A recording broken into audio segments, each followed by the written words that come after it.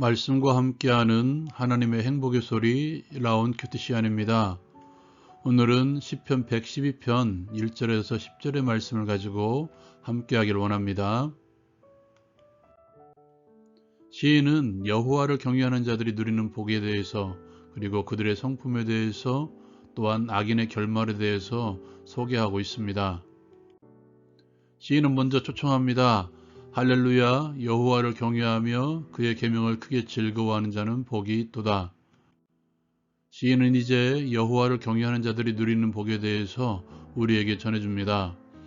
그의 후손이 땅에서 강성하며 정직한 자들의 후손에게 복이 있으리로다. 부와 재물이 그의 집에 있으며 그의 공의가 영구히 서 있으리로다. 시인은 여호와를 경외하는 자들이 어떤 성품을 가지고 살아가는지 우리에게 고백합니다.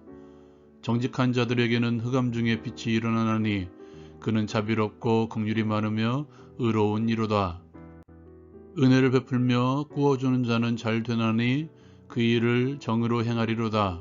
그는 영원히 흔들리지 아니하며 의인은 영원히 기억되리로다. 그는 흉한 소문을 두려워하지 아니하며 여호와를 의뢰하고 그의 마음을 굳게 정하였도다. 그의 마음이 견고하여 두려워하지 아니할 것이라. 그의 대적들이 받는 보응을 마침내 보리로다. 그가 재물을 흩어 빈궁한 자들에게 주었으니 그의 의가 영구히 있고 그의 뿔이 영광 중에 들리리로다. 시인은 이제 악인들의 결말을 우리에게 전합니다. 악인은 이를 보고 한탄하여 이를 갈면서 소멸되리니 악인들의 욕망은 사라지리로다. 적용을 위한 나눔의 시간.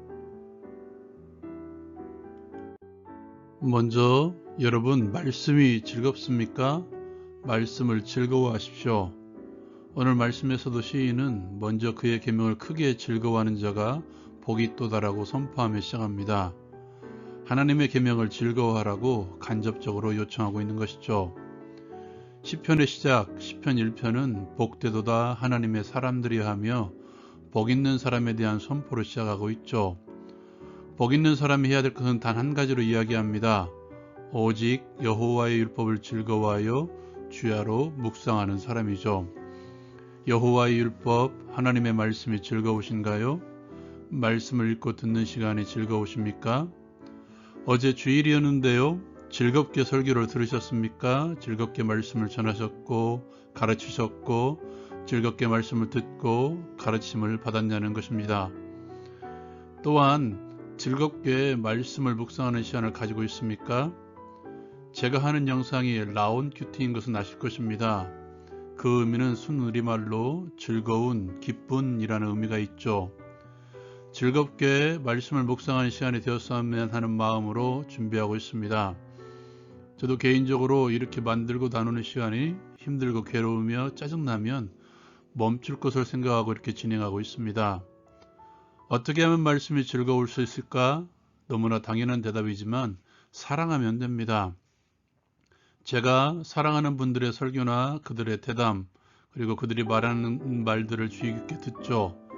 또한 한 번만 듣는 것이 아니라 저는 계속해서 듣고 있습니다. 하나님께서는 나를 사랑하시기 때문에 나의 작은 신음에도 귀를 기울이신다는 찬양이 있습니다. 하나님께서는 내 목소리를 외면하지 않으시고 나의 작은 신음조차도 듣고 계시는 분이십니다.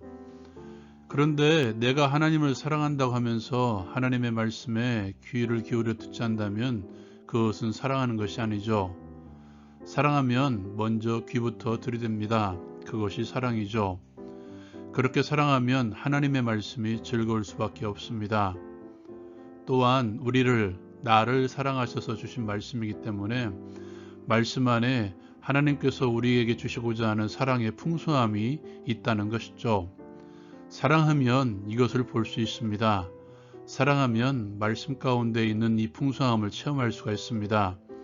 사랑하면 이 풍성함을 체험할 때까지 깊이 있는 묵상을 하게 되는 것이죠. 그렇게 하나님의 사랑의 풍성함을 말씀을 통해서 체험할 수가 있습니다. 두 번째로 여호와를 경외하는 자들의 복에 대해서 함께 나누기를 원합니다. 시인은 그의 계명을 크게 즐거워하는 자와 여호와를 경외하는 것과 함께 보고 있습니다. 그의 계명을 크게 즐거워하는 자는 묵상하는 자들이며 또한 그들이 여호와를 경외하는 자들이라는 것이죠.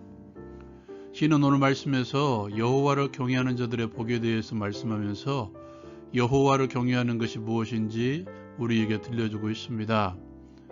우리가 집중해야 될 것은 복에 대한 이야기보다는 여호와를 경외하는 것이 무엇인지 집중하는 것이 좋을 듯해서 그것을 함께 나누고자 합니다. 여호와 하나님을 경외한다는 것은 먼저 성품의 변화입니다. 시인은 오늘 말씀에서 그의 마음이 굳게 정하였다고 고백하고 있죠. 또한 그의 마음이 견고하여 두려워하지 않을 것이라고 고백합니다. 하나님을 향한 마음과 하나님을 의지하는 마음과 또한 하나님의 마음을 굳게 정하였다는 것이죠. 하나님의 긍휼하심으로 긍휼을 풍성하게 가지고 있으며 하나님의 공의로움으로 마음을 풍성하게 채워 정직함으로 채우는 것이 바로 경외함이라는 것입니다. 하나님의 마음으로 풍성하게 채우는 것이죠. 하나님의 마음이란 하나님의 성품을 의미합니다. 또한 이것이 실천으로 드러냅니다. 하나님을 경외한다는 것은 마음 가운데 있는 성품의 실천을 뜻하는 것이죠.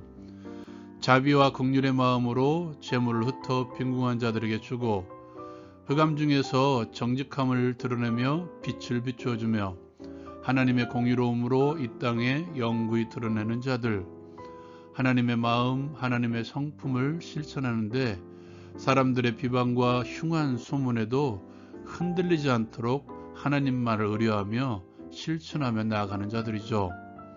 그렇습니다. 하나님을 경외함은 무엇보다도 하나님의 공의의 실천입니다. 어떤 자리에서든지 정직하게 살아가는 자들이 바로 하나님을 경외하는 자들이며 하나님의 의를 드러내는 의인이며 이 땅에 참된 정의를 선포하는 자들이죠. 결국 하나님을 경외함은 하나님을 사랑함으로써 하나님께로부터 받은 자비와 긍휼, 하나님의 공의를 드러내는 사랑의 실천입니다. 사랑하는 여러분, 그렇게 하나님의 사랑을 실천하십시오. 말과 혀가 아닌 행함과 진실함으로 하나님께로부터 받은 바 모든 사랑의 거리들을 이 땅에 실천하십시오. 적용을 위한 기도의 시간. 하나님을 경외함으로 하나님의 계명을 크게 즐거워하게 하옵소서. 하나님의 말씀을 즐거워함으로 말씀과 가까이 하게 하시고 묵상함으로 하나님의 사랑을 실천하게 하옵소서. 예수님의 이름으로 기도드립니다. 아멘. 라온 큐티와 함께 즐겁게 묵상합시다. 사랑하면 들립니다. 사랑하면 보입니다. 사랑하면 풍성함을 맛볼 수 있습니다. 라온 큐티 마치겠습니다.